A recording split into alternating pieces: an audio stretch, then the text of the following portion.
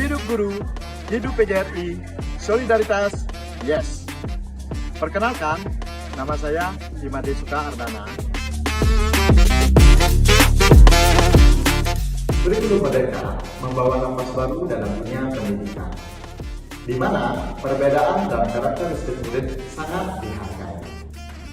Pembelajaran berdiferensiasi merupakan salah satu pendekatan yang mampu memecahkan tantangan pembelajaran seperti: pertama, kurangnya pemahaman murid yang disajikan materi secara deskriptif, dan kedua, pembelajaran masih berpusat kepada guru. Selamat pagi Pak, Ibu. Selamat pagi. Mungkin terkait dengan pelaksanaan praktik baik.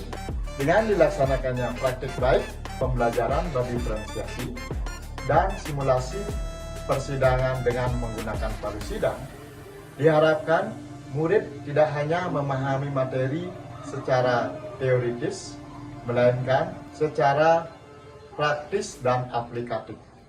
Selamat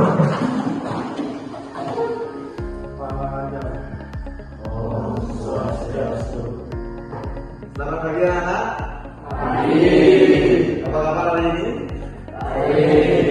Nah, untuk hari ini kita belajar terkait dengan peran dan fungsi lembaga penegak hukum. Ada yang tahu apa aja yang disebut dengan lembaga penegak hukum?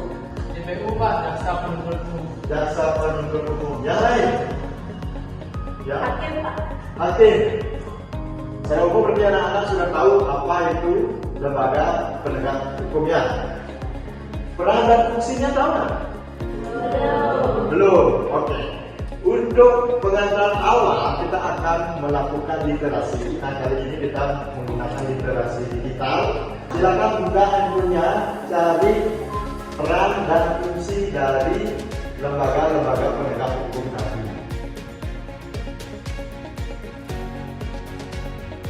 Ya, siapa yang tahu fungsi atau peran dari hakim?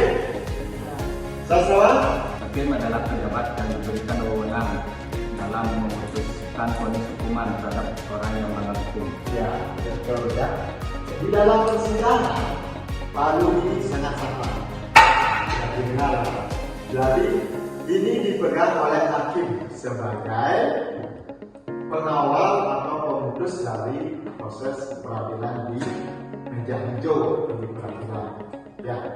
Adapun fungsi ketukan dari palu sidang, ketukan 3 kali digunakan untuk membuka dan menutup persidangan perkara pidana.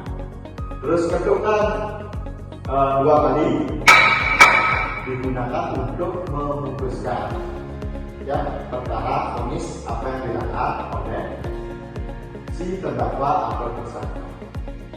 Fungsi yang sekali pukul menunda dan melanjutkan sidang peradilan yang menjadi pengadilan. Berapa lama ya fungsinya ini ya? Nanti anak-anak akan Bapak bentuk menjadi 2 kelompok. Kita akan mensimulasikan bagaimana sih proses persidangan. Karena tadi anak-anak sudah tahu terkait dengan pengertian lembaga penegak hukum, anak-anak nanti di kelompok akan membuat sinopsis atau deskripsi proses persidangan yang akan anak-anak lakukan. Sekarang akan bentuk menjadi 2 kelompok.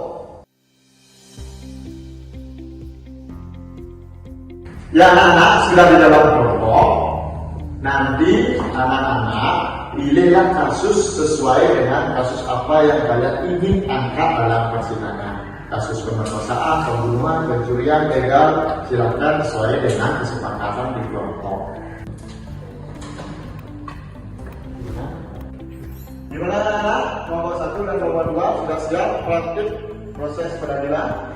Siap. Oke, kita atur waktunya sesuai dengan model di pengambilan. Ya. Selamat pagi dan salam sejahtera bagi kita semua.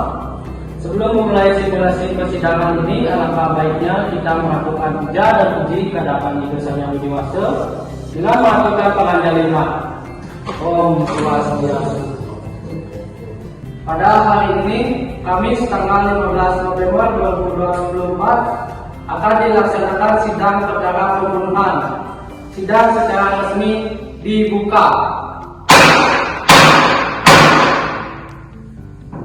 Baik, kepada jaksa penuntut umum, apakah sudah siap?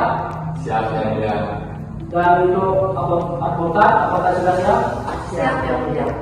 Kepada terdakwa saudara Abi, dipersilakan maju menempati kursi terdakwa.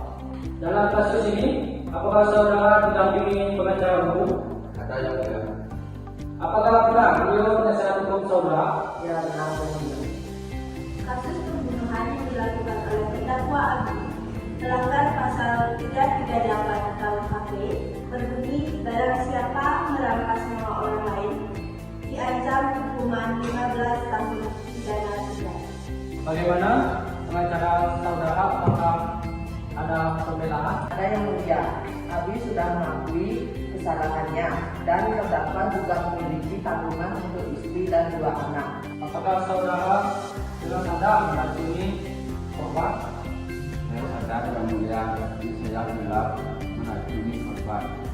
Dengan ini dinyatakan bahwa terdakwa Abi diyakini sah dengan pidana penjara selama 13 tahun. Baik, perkara ini dinyatakan selesai dan sidang ditutup. Bagaimana anak-anak setelah anak-anak melaksanakan praktik simulasi proses persidangan, bagaimana perasaannya? Senang. Jadi hal baru apa yang anak-anak pelajari hari ini? Tunjukkan anak. Ya, Sasrawan. Setelah saya belajar praktek proses peradilan, saya lebih tahu peran dan fungsi penegak hukum secara praktis. Setelah menyimak dan melihat praktek baik yang dibagikan oleh Bapak Imadi Sukahardana pada kegiatan Kumbel, tentunya saya merasa sangat terinspirasi karena beliau mampu menghadirkan pembelajaran PKN dengan sangat inovatif. Jadi selain siswa memahami materi secara teoritis, siswa pun telah mampu mengaplikasikan simulasi persidangan dengan media palu sidang sesuai dengan kasus yang mereka pilih. Dalam keterbatasan tak menjadi penghalang untuk berinovasi. PGRI Kabupaten Gianyar pasti bisa.